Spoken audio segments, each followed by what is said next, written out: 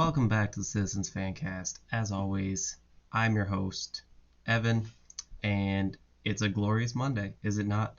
Obviously, this comes out on Tuesday, recording on Monday, but as always, as it's been 10 years straight, Manchester is blue, it's staying blue, United are shit, and that's how we're starting. Good vibes here on a Monday because obviously we won yesterday, so that's all that matters, right? So what a performance yesterday, and I don't want to fully get into the United match before I cover our Champions League match on Wednesday, but like how incredible. So wonderful weekend. Happy Halloween to everyone out there who's celebrating. Obviously, this comes out on Halloween, but enjoy some city costumes if you're wearing them. I will be wearing one to work. Actually, I'll just take the opportunity to wear probably a city jersey to work just because it's Halloween and I can say that that's my costume. So that's what we're gonna do. So I appreciate you guys for tuning in. Just before I get started here, a little shout out to the Shades of Blue podcast. They had me on their lit stream on Thursday. Go watch if you haven't. It is a lot of fun. So I look forward to working with those guys more. I had a lot of fun just on their show in general and everything like that. So a good group of guys. So go give them a listen if you haven't yet. If you're already listening, then do nothing. So I appreciate them having me on, and like I said, I look forward to working with them more in the future. So a good group. But what a week, right? What a week. Obviously started out in the middle of the week with Young Boys in Switzerland, and let's get right into that one. So obviously it's a match that you'd think we'd win from the beginning, right? We seem overpowered, overmanned with them, and it's a match that really we should be able to win. But you never know. It's Champions League, right? Every team is there for a reason. That's what I say. Is like it's easy to overlook opponents like this and just say, oh yeah, we expect a big win and everything like that. But you never know what you're going to get. It's a Champions League. Anybody can show up on any given moment. It's a Champions League. Said it 6 times now, but every team is here for a reason, right? They're not here just because they're just for no reason. Like they qualified and everything, and that's how they get in here. So starting lineup for our match against Young Boys was Ederson, Akanji, Diaz, Ake, Rico Lewis, Rodri, Doku, Nunez, Kovacic, Grealish, and Haaland. I wasn't really shocked by the lineup. I figured Akanji would play just with his red card being out on the weekend, just to give our other defenders a little bit of rest, give Rico Lewis a little chance to run at them again in Champions League, and just a chance again in a match where we should probably win to rest some guys, rest Foden a little bit, rest Stones, and just make sure that we can have a full squad, obviously minus De Bruyne headed into the weekend. So obviously end result was 3-1, 68% possession, and we seem better, we looked better, but it's those counterattacks again that get us. It's a little annoying, but it seems like that's the only way we're caught out, right, on counterattacks. So first goal was a Kanji, so good for him. His first official goal for City. I know he got one last year in the Champions League. I think they ended up crediting that as an own goal. So unfortunate, but he finally got one, and from his home country. So good for him. Haaland with a penalty in the 67th, and then Haaland with an assist from Rodri in the 86th. So 3-1. Credit to them on their goal. They had a counterattack. It was a good run, and Ederson got chipped, and not really much he could do in that scenario.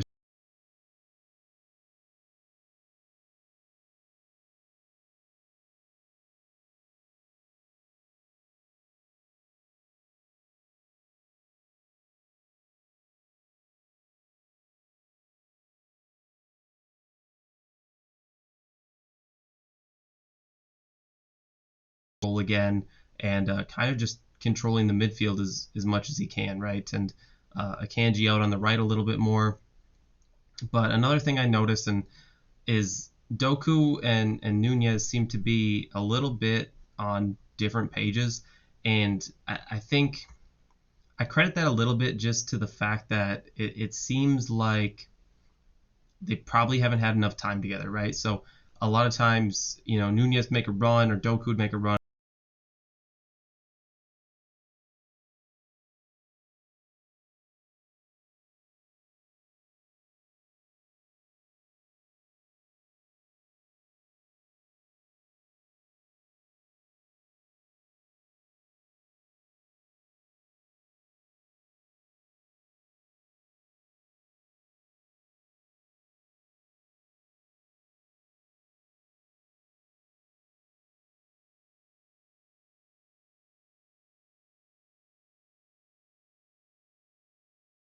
along with what seems best in a way, if that makes sense. So you kind of just you learn how to play with people as time goes on. So obviously you can train and practice and everything like that, but not being in game situation minutes, it's a little bit different. So I think that's just chemistry that'll continue to grow for our entire squad. We have a few new pieces here and there, so I think as time goes on, that'll continue to grow. The chemistry will grow, and we'll just continue to become a stronger squad.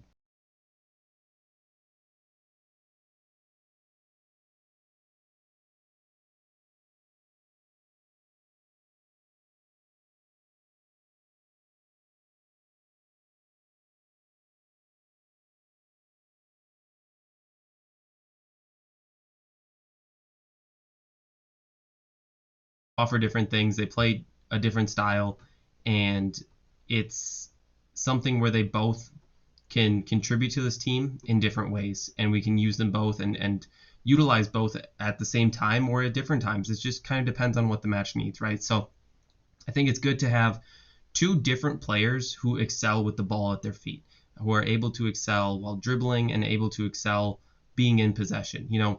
Grealish is a little more hold up play and not as much quick fire speed and stuff like that, like Doku is. But like I said, both give kind of the same thing, but in different ways. So it's nice to have a player to back up Grealish in a way, and that's not an insult to Doku at all in the slightest. It's just Grealish was our starter for a treble win, so in my eyes, he's the starter, right? It's his position, and Doku is his backup, or I don't want to say replacement because that makes it seem like Grealish doesn't have a spot anymore, but kind of his backup, and it offers you something different in games where maybe Grealish might not excel as much. So it depends on the opponent, depends who you're up against, and that's kind of what you see. And I think that was where Pep was trying something out, right? We saw Doku on the right to start, Grealish on the left. At a point they switched. I think both of them excel a little bit better on the left, in all honesty, which raises a problem where it's hard to play them at the same time. But in the right situations and stuff like that, I think it can be done. So just like I said, a great performance by Grealish all in all. But it's nice to see the two players working together. Grealish almost got an assist to Doku, which I think would have just pissed off everybody who's one-sided in that argument. But it'd have been nice to see that, and it'd have been nice to see Grealish get an assist in general. He deserved it, definitely, just with all the chances he was creating. And that's kind of where people just sit there and they ignore the fact that Grealish is creating all these chances, and they think, oh, well, he didn't get an assist or he didn't get a goal, so he's not doing anything. But he created the penalty. With a shot fake, and then he ended up getting tripped, and it's just it's kind of one of those things where it's like you don't have to impact the game with a goal or an assist. You can impact in other ways, and one of those things is a pass to an assist, right? There's so many times where Grealish passes it off and that player ends up getting the assist, but he's creating the space, he's taking on the pressure or whatever, and that creates more space centrally or wherever he is on the field. It creates more space for other players to run into. He can pass that off and create a goal that way. But if you're not watching the game the right way, or not looking for the right things, or just kind of looking for a confirmation bias of, oh well, he didn't get another game without a contribution. It's like, yeah, but he's doing things differently that are impacting the game. You just got to look for him, right? So uh, it it's good to see him thrive in a match like that, and it's what I expect from him. He showed last year his value and his worth to this team. 100% thought he would be in the starting lineup against United. I watched back some highlights earlier last week, and I actually said it on the Shades of Blue podcast. I fully expected him to start. Just how well he's played against United in the past, I fully expected him to do it again. So for me, Grealish was the man of the match, and obviously Haaland got 2 goals. Alvarez had a great goal, but got taken away just from a handball in the build-up, but actually, ironically, from Grealish, but not much he could do about it. So 3-1, good win on the road, and then came the fun one, right? The one we were all looking forward to on Sunday. I'm not gonna sing it, but I'm gonna say it. Old Trafford is falling down. Ten Hag is a fucking clown, right? So obviously, if you weren't at the match, I'm sure you've seen the videos by now of the chant and the United fans just disputing the fact that City fans were louder. And I can 1000% say that on TV, City fans were louder. If you're a United fan and you're watching, you're probably lost. But if you're listening, you can probably hear what it's like to break down a good team and a team that actually can win some matches and win a Manchester derby. So I wouldn't blame you for being here if you're a United fan, just because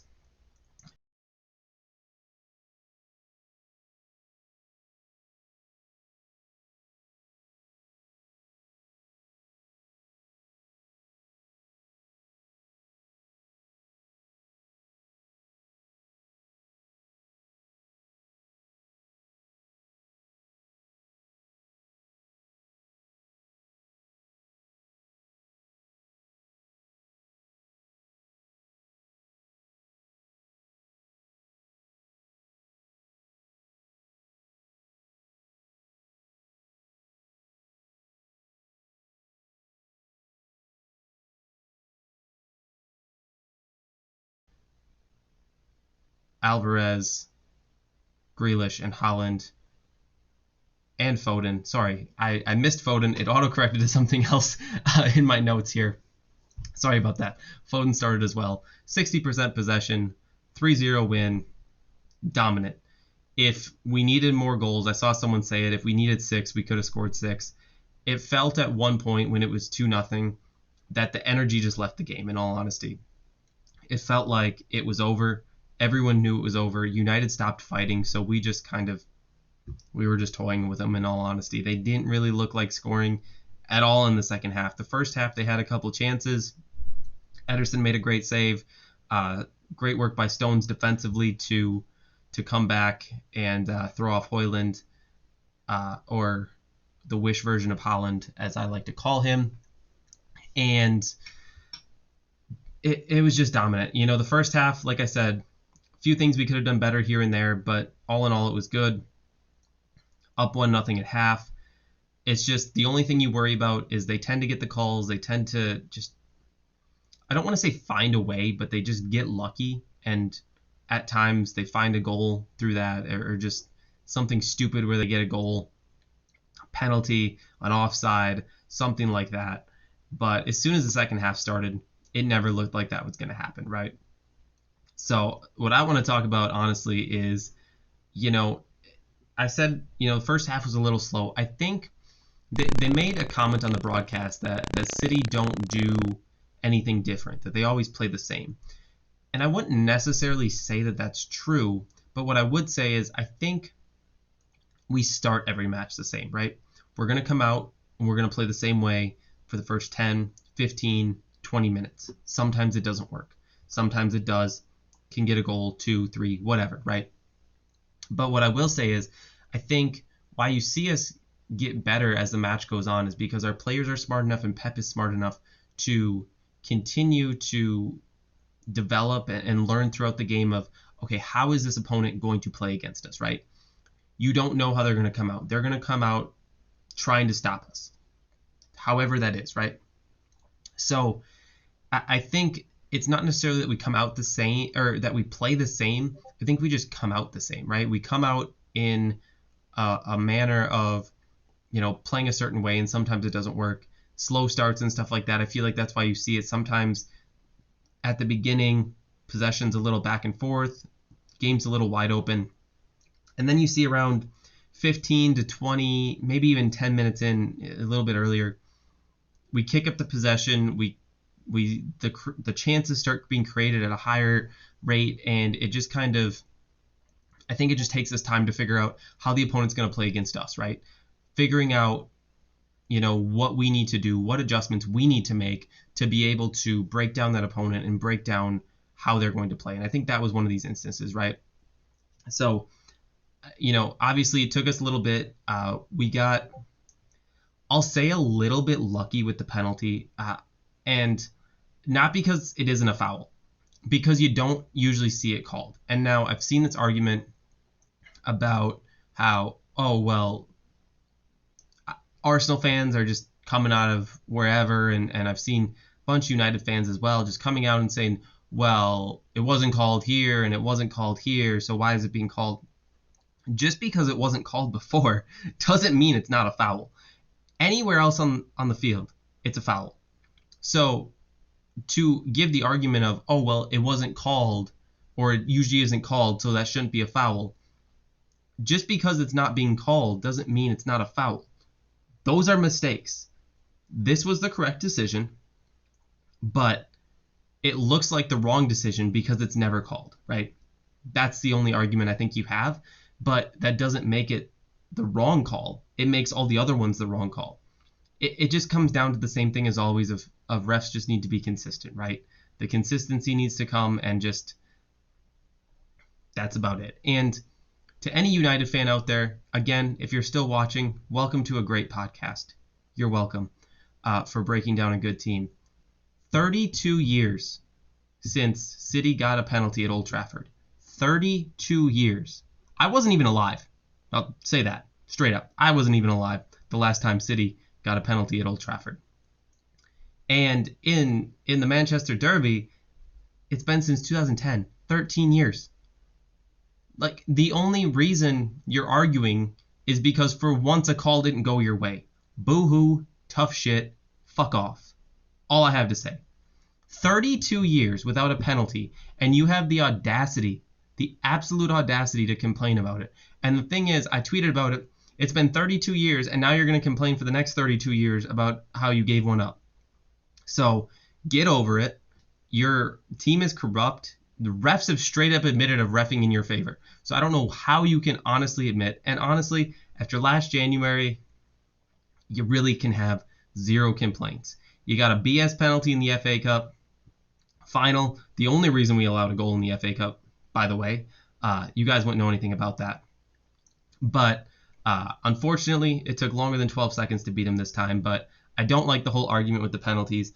I mean, I saw another tweet that said the text message wasn't even invented the last time City got a penalty at Old Trafford. They've never gotten a penalty at Old Trafford in the Premier League. Think about all these things, how long it's been. A lot of these people arguing also were not alive at the time that a penalty was last given for City at Old Trafford. So I'm not here for any of the arguments. I don't care. Like, it's just shut the fuck up, basically. Like, that's all I have to say. That's all I'm saying about that. And yeah, we're moving on. The second goal, I want to point it out.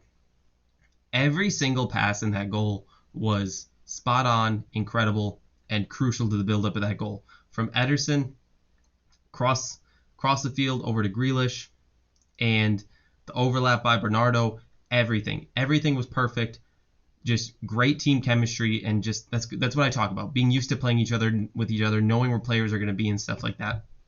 To just be able to, move the ball from one end of the field to the other in really no time, and then just a perfect ball into Haaland. 2-0. At that point, obviously, kind of over. I don't know if I broke down the when the goals were. First goal was a Haaland penalty in the 26th. 49th minute was this goal I'm talking about, Haaland from Bernardo, and then Foden got one in the 80th with a Haaland assist as well. So 3-0, dominant performance, and that's it. My man of the match could really go to anybody. Everybody was absolutely incredible. I'm gonna give it to Haaland with the 2 goals and the 1 assist, but what I want to point out too is how great Grealish was, and it's another thing that people don't notice. And again, this isn't a slight at Jeremy Doku or anything, but another thing that Grealish offers, and I've talked about it before, that isn't necessarily always offered by Doku, is his defensive work rate. If the ball's given away or the ball's on his side of the field, his ability to track back and win the ball back, and he does it so consistently now.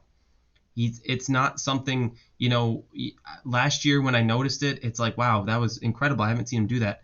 And ever since then, it's consistent. If you just watch for it, he's doing it all the time, tracking back, winning the ball, and just that ability to do it is just incredible. And you don't usually see it from wingers. I'm sure Pep absolutely loves it, just because it's kind of building into the whole team and the pressure and just being able to win the ball back immediately. It's kind of, that prime Barcelona time that you talk about.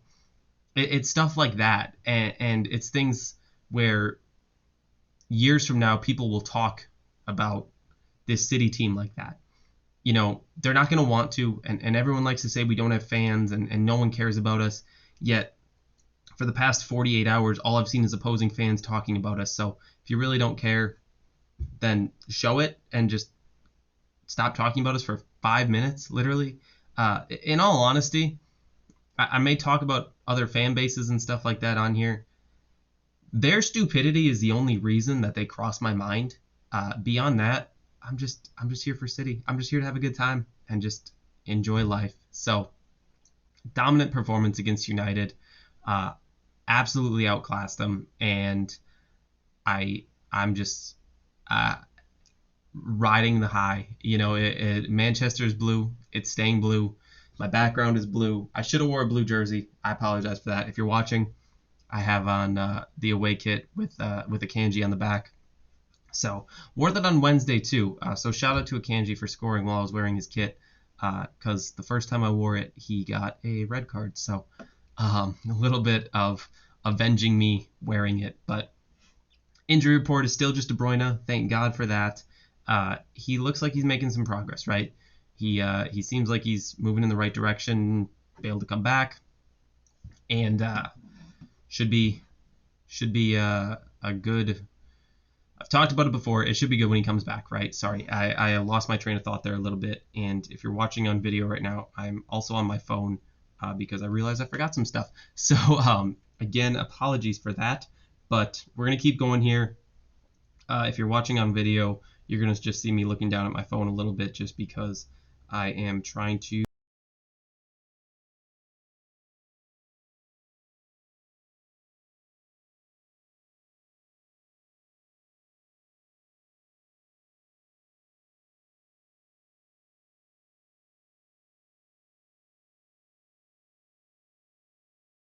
Red card that, again, I didn't entirely agree with just because of the circumstances, but not today's conversation. Into rumors and contracts, it seems to be that Phillips' time is probably up officially, in all honesty. So I've heard Newcastle, especially with Sandro Tonali being out with his gambling suspension. So I've heard that we've set the price at 50 million. I don't think we will get that. I think we'd be lucky to get 30, in all honesty. He just hasn't played, and it seems like he's not going to, right? So I wish him all the best in the future. But another rumor, Jamal Musiala to City. Now, I watch a decent amount of Bayern Munich just because of Leroy Sané. If you listen to the podcast regularly, you know I'm a big fan of Sané, always have been. Even before his time at City. So I've seen plenty of Jamal Musiala, and I'm not just saying this because we missed out on him. Always have thought he's a better player than Jude Bellingham, right? For what he does, what he offers, I think he'd be a great player for us. Now, Is it likely that he comes here? I don't think so. I've heard he's a possible De Bruyne replacement. I hope we can get him. If he's available, I'd love to bring him in. He's going to be a great player, and I think he's still only 18 years old. So I'd love for us to be able to bring him in if we can. I've been on his bandwagon. I mean, since the start of last year, just because he was so good. I saw him in person in preseason when City played Bayern Munich here in the States, and he was incredible. Just a young player to be that smart and just to pull the strings. And he actually won Bayern Munich the title in the closing minutes of their in the final day. So if that doesn't scream a City player, I don't know what does, because he's built for it, right? So for those of you who don't know him, he's a great player, young player. I think he'd be a perfect De Bruyne replacement, and I just think he's a great overall player. So hopefully, if he is on the table, we can pull that off, because I think that'd be a great signing, and he'd do a lot of great things for us. But don't see a place for him now, so I do think he'd have to be a De Bruyne replacement, and I think De Bruyne's got a decent amount of years left with us. I'm not going to put a number on it. I don't know with injuries and everything like that, but obviously it'd be nice to see him around for a while yet. But into the match preview. Next week on Saturday, finally have a home match against Bournemouth, and they're 17th in the league, right? They just beat Burnley. Everyone's been beating Burnley, so not going to take, coming off a win. They lost their 3 prior to that on a combined score of 9-1. So I think we can win, and that's it. I'd expect to see. We'll see what comes out for a lineup, but I'd expect strong, right? We have no reason to. We have a week off now, so fully expect us to come out and play strong. Like I said, they're 17th. We're 3rd in the league now, just on goal differential, I believe, behind Arsenal. Actually, we're behind on goals scored. It doesn't really make sense, in all honesty. We've scored 1 less goal, but we've allowed 1 less goal. Goal differential is the same, and it does. I think less goals allowed should put you in front. Whatever, doesn't matter. Anyway, if you're tied on goal differential, that is, I feel like less goals allowed is more than goals scored. But I guess we value offense more than defense. I don't know. Anyway, moving on. I apologize. That was the part I didn't have prepared. So back on video. If for those of you who are watching on video, sorry about that. But that's all I have on that. Not close to done yet. I promise. This one's going to be a little bit longer than usual. Been staying around 30 minutes, but we're already about there. So the Ballon d'Or. Didn't want to talk about it. Don't want to talk about it.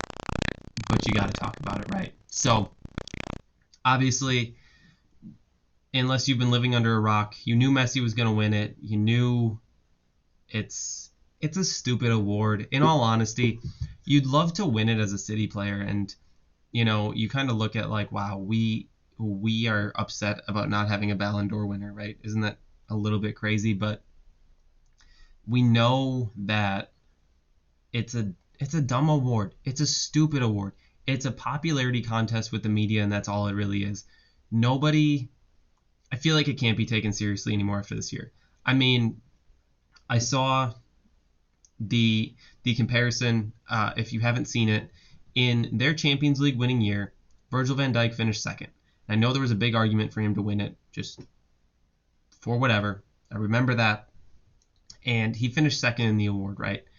In a campaign where they allowed twice as many goals in the Champions League as us. Now, you look at our team. We won a treble, and we allowed 5 goals through the entire Champions League campaign. That should put, our top defenders, well, Diaz, up the list, right? No, 30th. If that doesn't prove that this is just a popularity contest based on who you play for, then I don't know what does. And part of the reason why I don't want to talk about this is because it just pisses me off, and it shouldn't, because it's a dumb award. Like I said, it's a popularity contest that City's not going to win, because I've seen other things of what else could Haaland have done. Maybe scored in the finals, but does that change anything? I think last December it was decided as soon as Messi won a World Cup, which if there was ever a conspiracy about a corrupt World Cup, that'd be the one. And I'm not saying it was, and I'm not here to start conspiracy theories, but what I will say is he scored a lot of penalties. That's all I'll say. In a 7-game tournament, and the World Cup is incredible. And I've seen other tweets since as well about how every 4 years there's a guaranteed World Cup winner. There is never a guarantee for a treble winner. Never. And again, you're always going to have a best player at the tournament in the World Cup. And you're going to have the best player at other tournaments and stuff like that too. But you're not guaranteed to get a goal scorer that's going to score 50 goals. And if you honestly think that a 7-game tournament is more important than 50 plus games and winning 3 trophies, then why even have the award, in all honesty? Because 50 games to 7 games, what does that tell you? In all honesty, 50 games to 7, there's that. They lost a game at the World Cup. So you're essentially saying that 6 games are those 6 games are the most important because you're going to forget about the one. And I don't understand why we did this, because it just doesn't feel like it's such an like unvalidated award. And I just don't I don't know. I'm frustrated by it, in all honesty, and I shouldn't be, but I'll go through where our players finished. Diaz 30th, Guardiola 25th. Obviously, he wasn't really with us to get that placement, but Gundogan 14th, Bernardo Silva 9th, Alvarez 7th, Rodri 5th, De Bruyne 4th, and Haaland 2nd. Again, Mbappe over De Bruyne 3rd. I don't know. I don't know what else our team could have done, what else our players could have done. All credit to them. Incredible. They won a treble. So at the end of the day, that's all that matters. Who cares about the French award, in all honesty? And I'm not speaking bad of the French. I love the French. But it's just it's a little irritating to have that good of a season and not get the recognition. Ederson didn't win Best Keeper. Again, a 7-game tournament decides that too. Just give out the awards after that if you're not going to take anything else into consideration. So Messi's got his 8th Ballon d'Or, and honestly, who really gives a shit? Because it's a joke of an award, in all honesty, and they've shown that over the years, giving it to Messi in the past when he hasn't deserved it. So to give it to him again just feels the same way, right? But we won Club of the Year, and I guess that's something, back-to-back years. So good for us, I guess. We won a treble. They can have their Ballon d'Or. I don't care, but only got one topic left. So I've seen a lot, mostly in the last year, Arsenal fans. I'm seeing it with some Tottenham fans now too, just because they're leading the league 10 matches in, I believe. Might even be 9. I don't even know off the top of my head exactly how many matches we are in. Probably something I should know, but not the point of this argument, right? My point of this argument is, so being here in the United States, right, I have had 21 years of playing, studying, analyzing the game in every single direction, right? I've played all that time. I've reffed.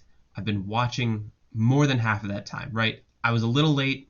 If you follow this, I was a little late to just watching the professional game. That is what it is, right? Because I've taken it in stride. I watch as much as I can. But what I'm sick of is these fan bases where everybody thinks that, oh, I can say this thing that's edgy and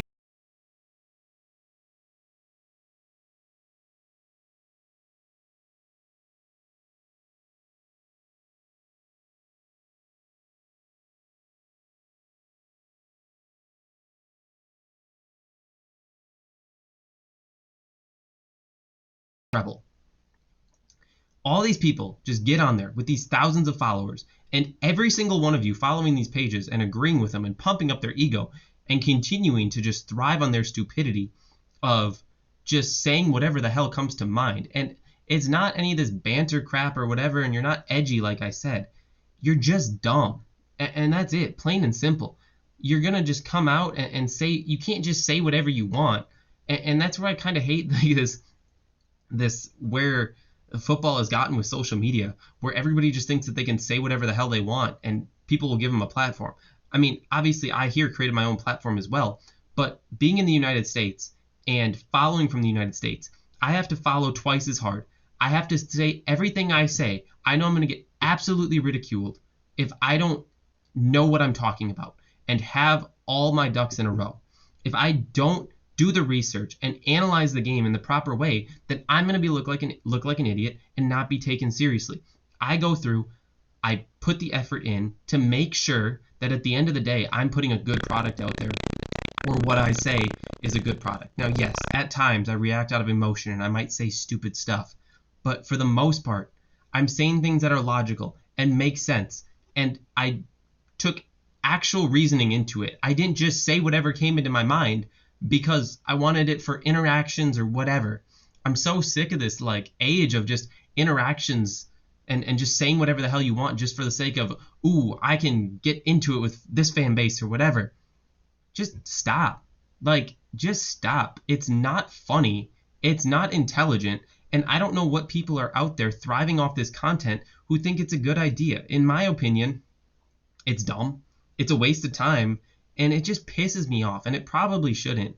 But it's so irritating that every time I pop on Twitter, I see another person that's out there complaining or just saying how, oh, this person's better than this player on City and this person's better than this player on City. And then 8 months from now or whatever, you're going to be like, well, how can we compete with City? They have all the best players. Well, if we had all the best players, then why were you arguing for 8 months that all your players were better? And then once we lock up a title, well, how can we compete? Well, then why were you saying your players were better? Because you either don't believe in what you say or you're just being dumb.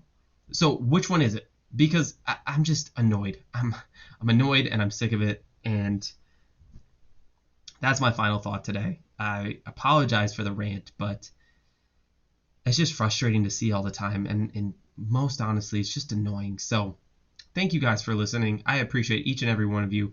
My views are going up every single week. So if you know City fans or whatever, please share it with them. Share it with someone who's not a City fan. Create a new fan for us.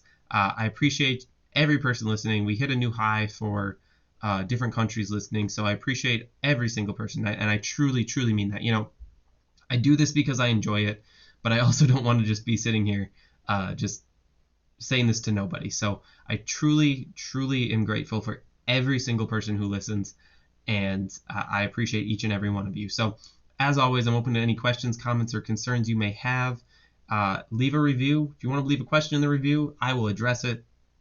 Like I said, I'm extremely grateful for all of you. I appreciate you bearing with me week in and week out. And yeah, I enjoy doing this. So thank you guys for listening.